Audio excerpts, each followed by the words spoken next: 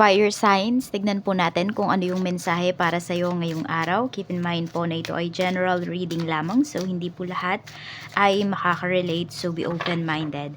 Sa mga hindi pa po nakasubscribe dito sa ating channel, please subscribe na po kayo and palike na din po ng ating video. At sa mga nais pong mag-avail ng ating private readings, ng ating Evil Eye Amulet, ng ating Tears Bracelet, makikita nyo po yung link sa description box, Tarot Intentions by Aliana Reyes.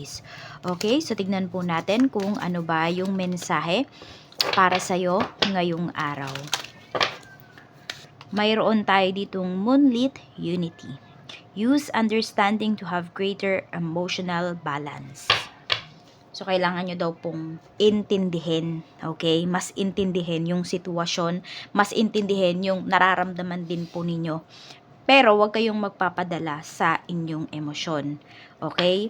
Kailangan balance po yung inyong mind and your heart ngayong araw na ito. Para mas magkaintindihan kayo nung taong kadil mo, nung taong kakausapin mo ngayong araw na ito. Tingnan natin. So, hindi po pagiging emotional yung sagot ngayong araw na ito.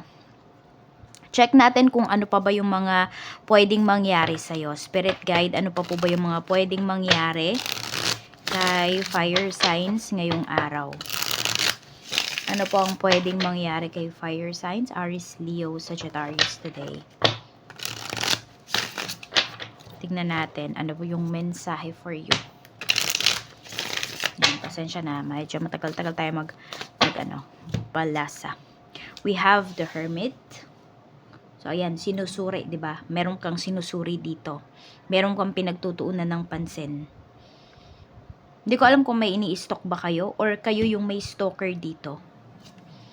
We have Queen of Pentacles. Happy naman yung iba sa inyo ngayon. Kasi meron kayong pinagkakaabalahan. Pero hindi buhay ng ibang tao. So, pwedeng kayo yung ini-stalk dito. Tignan natin. Pwede rin po na meron kayong marireceive na good news today. So, ito po ay pinaghirapan po ninyo. Hindi lang yan bigla na lang babagsak sa lap po ninyo. We have 5 of Wands. Parang may mga natalo ka dito. Okay? May mga tao dito na parang ayaw na nilang lumaban sa'yo. Parang oo na lang sila. Alam nila na tama ka. Alam nila na wala silang panama sa'yo, fire signs. We have the Chariot. You see? Nagsaksid ka talaga Magsasaksid ka talaga ngayong araw na ito. Kahit ano man po yung gagawin ninyo, aayon po yan sa inyo ngayong araw. Tsaka very proud yung energy mo dito sa mga cards natin. Tingnan natin, ano pa yung mensahe. Yan. Check natin pagdating naman po sa iyong pamilya. Tingnan natin yung energy pagdating sa family mo. Okay, pagdating po sa family, tignan natin.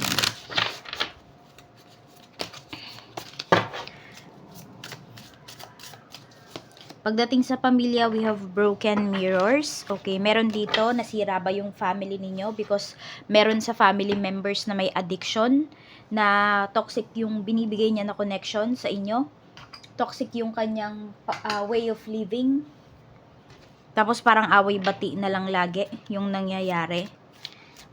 So, parang kahit anong ayos yung gawin po ninyo, alam ninyo na hindi na to maaayos. May toxic dito sa family nyo. Pwedeng merong may bisyo, pwedeng palainom, babaero, lalakero, sugarol. We have 4 of Pentacles. Parang gusto mo nang pakawalan. So, may napapagod na po dito pagdating sa inyong family. Yan, mas gusto nyo na lang talaga is peace of mind. 'Di ba sinasabi nga sa inyo dito, wag emosyon yung pagganahin ninyo sa pagdedesisyon ngayong araw. So kung meron kayong desisyon na gagawin dito with your family, tignan mo kung saan ka ba magkakaroon ng peace of mind. Kasi pwedeng dahil mahal mo yung pamilya mo, 'di ba, nabibigay mo sa kanila yung gusto nila, pwedeng natotolerate mo sila dun sa kanilang mga maling gawain. Tignan naman po natin At actually, yung iba sa inyo, ayan, kung kayo yung breadwinner sa family, mukhang napakaluwag po ninyo pagdating sa inyong pamilya, pagdating sa usapang pera. Tingnan natin, pagdating naman po sa mga kaibigan mo, we have distractions. Okay, pero in reverse siya. Tingnan natin kung ano yan. Ano tong distraction in reverse na ito? We have 4 of Swords. Okay, meron ka mga friends dito na, ayan, sobrang tahimik po ng life nila ngayon. Meron silang peace of mind. Siguro kaya din you are aiming for peace of mind din. Kasi nakikita mo yung mga friends mo na, yan na, nandyan na sila sa era na yan. Nandyan na sila sa panahon na yan na mayroon silang peace of mind. And also your friendship, meron din pong peace of mind. Saan ka lang nagkakaroon ng problema? Pwedeng sa family mo. Pero sa mga friends mo, pwedeng mas tahimik yung relationship mo with them. Tingnan natin. Ano pa yung mensahe pagdating naman po sa kaperahan? We have double life, but in reverse kasi siya. So, yung iba po sa inyo, pwedeng, ayan, ayaw nyo naman na, parang may tumututol pala sa inyo na mag-grow po kayo pagdating dito sa inyong kaperahan. So, pwedeng meron naman ay binabalance po ninyo or inaayos nyo yung schedule ninyo para magkaroon pa kayo ng sideline. We have temperance. Yan, may mga hinihintay ka dito na mga pagkakataon. Ngayon, hindi mo pa magawa talaga yung mga gusto mo kasi pwede po na because of your schedule. Tapos may mga hinihil ka rin pala dito. Okay, yung iba sa inyo, hindi pa kayo makaagad ngayon pagdating sa inyong kaperahan kasi pwede po na may mga binabayaran pa kayo. Hindi pa kayo tapos dyan. Yan yung pinapakita sa atin dito. May mga binabayaran pa kayo dito pagdating sa inyong kaperahan. Kaya pwede po mostly of your money is napupunta lang talaga sa mga bayarin at saka pwedeng sa sustento po ninyo sa inyong pamilya. Check natin sa mga mag-a-apply po ng work. We have hurting.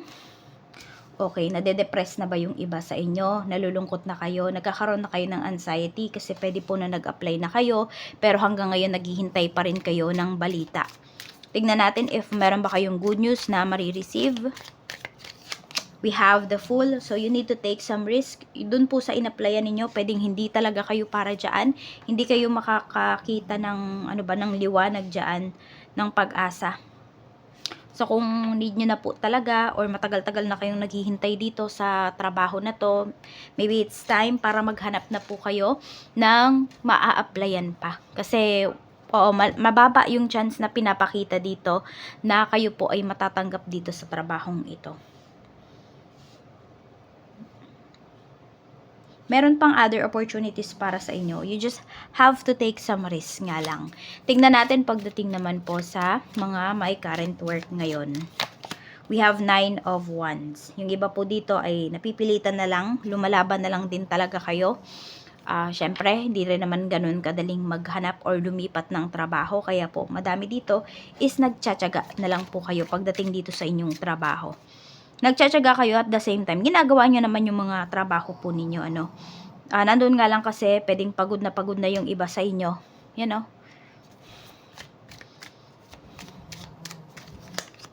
Queen of Swords. Pero alam mo, yung mga co-workers mo, ang tingin nila sa'yo, napaka-tapang mo, fire signs, napaka-positive yung thinking mo, matalino ka.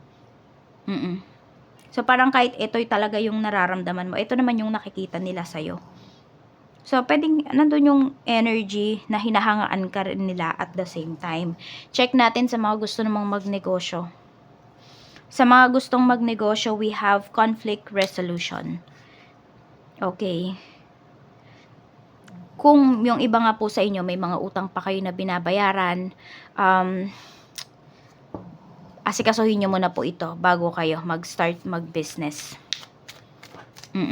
Pero kung kaya nyo naman, sa tingin po ninyo, 7 of Pentacles, kung kaya nyo naman po, then why not, diba? Napagsabayin nyo yan.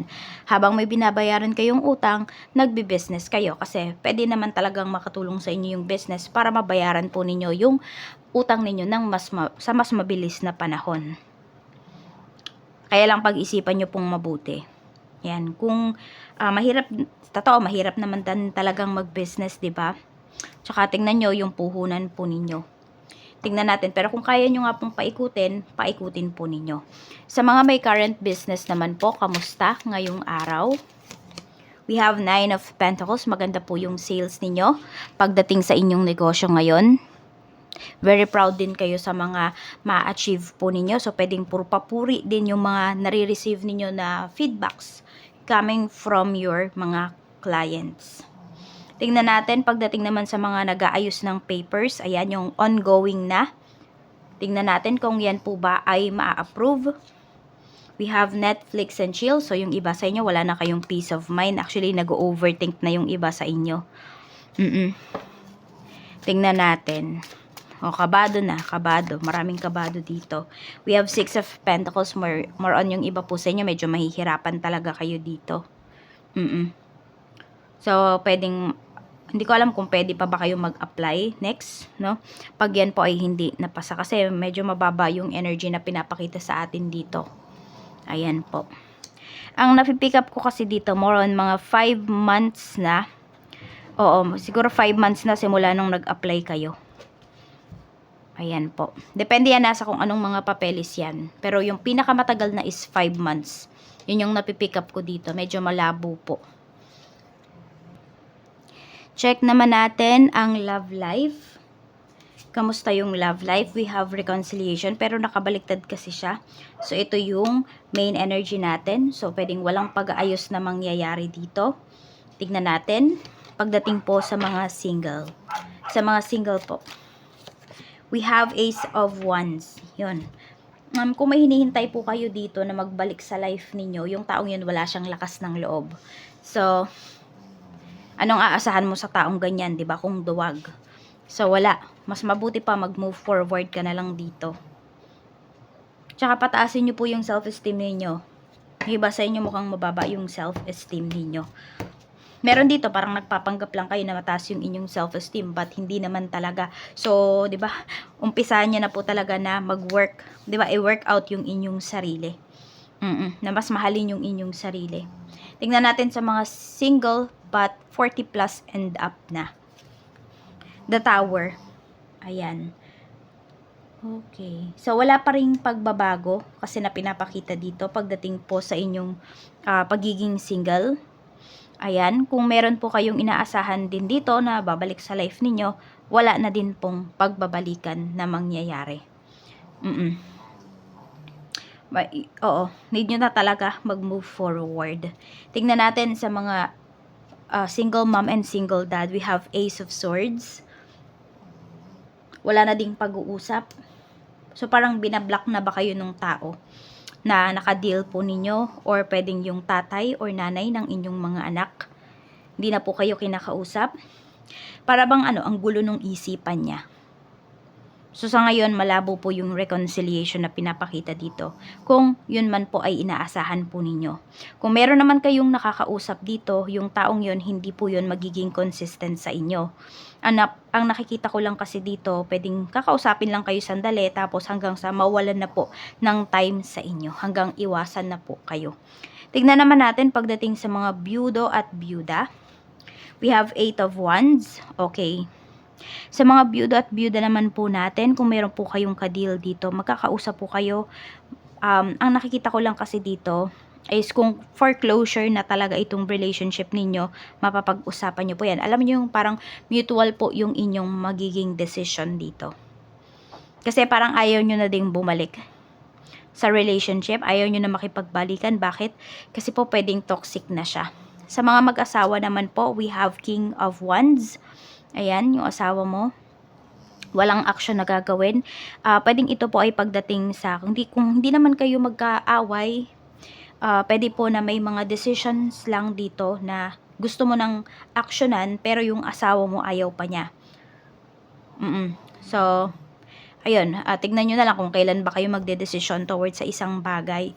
Check naman po natin pagdating sa mga magkarelasyon, kamusta yung energy. We have 3 of Pentacles. Okay, so ang nakikita ko dito is pag-move forward. Pero pag move forward together yung pinapakita dito with this 3 of Pentacles. So, hindi naman po kayo magkakahiwalay.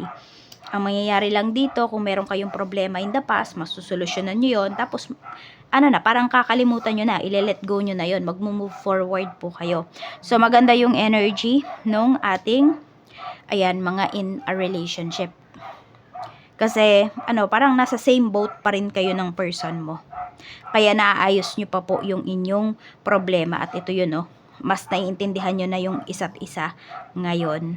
Ayan lamang po. Maraming salamat. Mag-iingat po kayo always and more blessings to come.